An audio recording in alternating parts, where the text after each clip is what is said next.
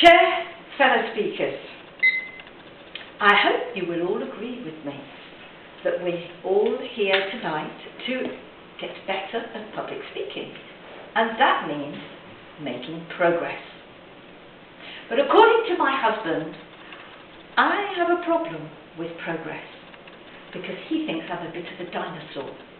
Not a T-Rex, which means I bite people's heads off when I get angry, but because I would rather use a hammer, chisel and slate in order to communicate.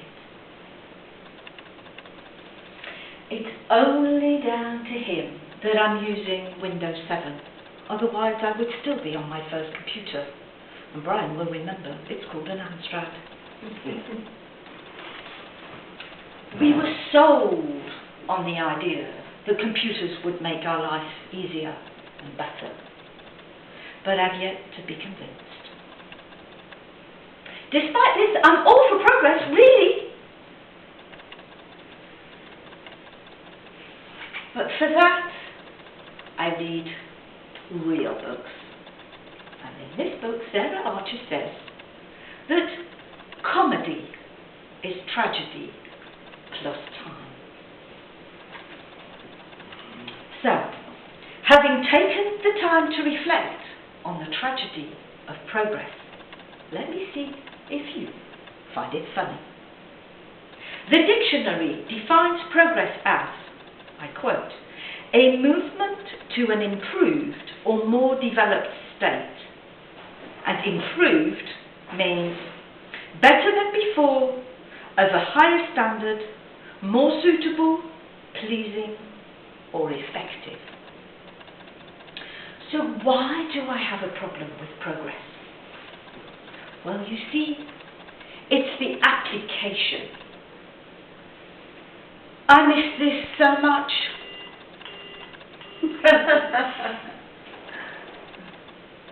Now, I have the privilege of hearing a machine tell me, press 1 to listen to Mozart.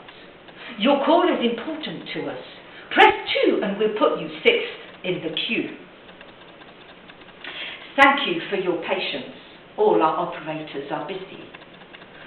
Well, that's not quite right. Our operator is busy because clearly they've only got one to answer the call, all the others are machines. After 20 minutes of listening to Handel's Water Music, I have to put the phone down. I'm desperate for the loo.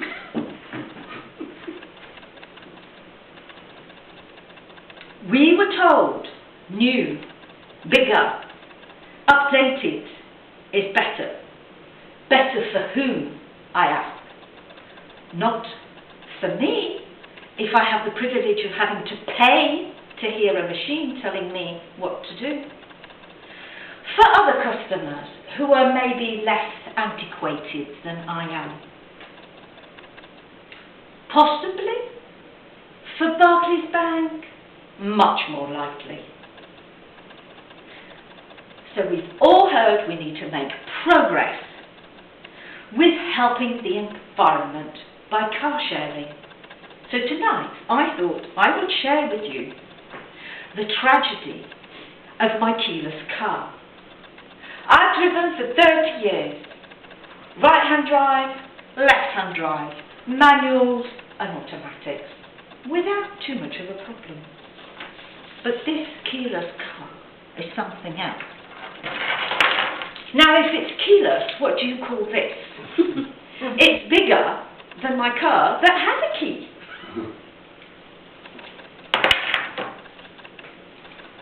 When the battery runs out, the only way you can get in, if you don't happen to travel around with a spare battery, is to take out the key. And, of course, because it's keyless, there's nowhere to put the key in. There's no hook to put it on, and most of the compartments are too small to fit these keys. So I stick it in my back pocket. I sit in the car, and then I find I can't reach the pedals. So I go to move the seat, but you can't do that without turning the engine on. And after I've sat there for a while, I start to get sciatic pain because the key is digging into my bum.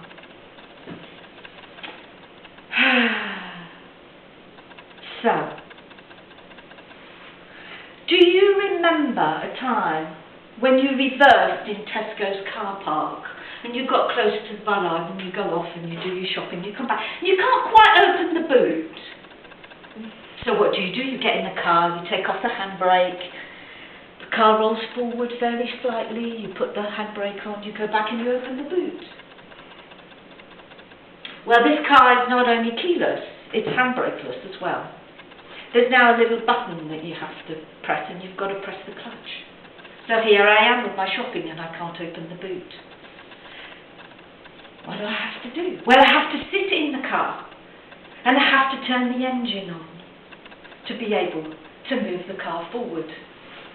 And when I get out of the car,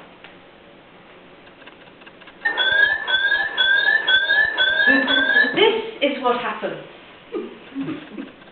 Because the key is no longer in the car.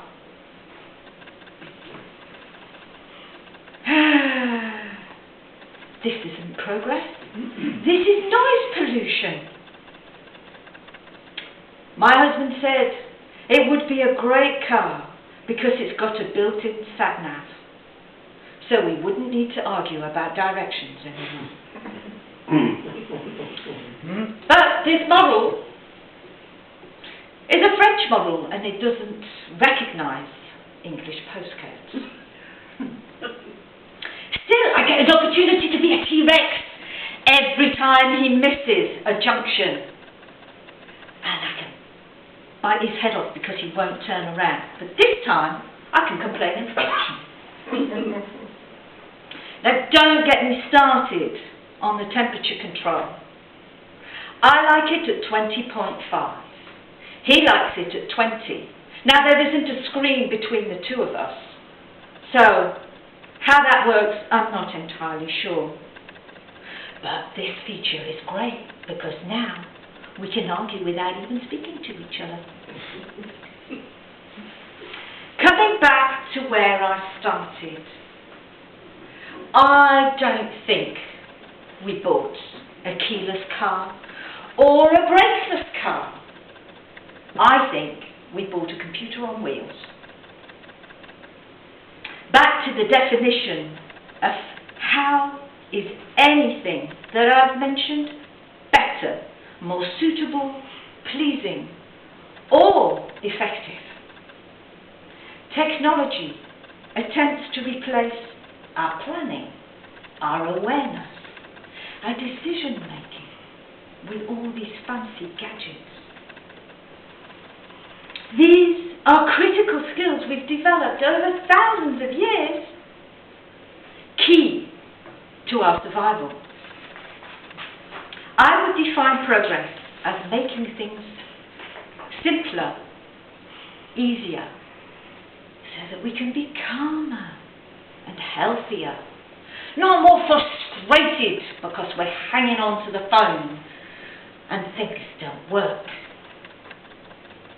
It seems just because something can be invented, changed, someone is eager to sell it to us.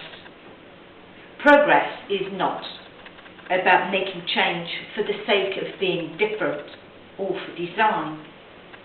To be better, it has to focus on function over form. Therefore, irrespective of the technology that can be invented, it's not because we can that we should.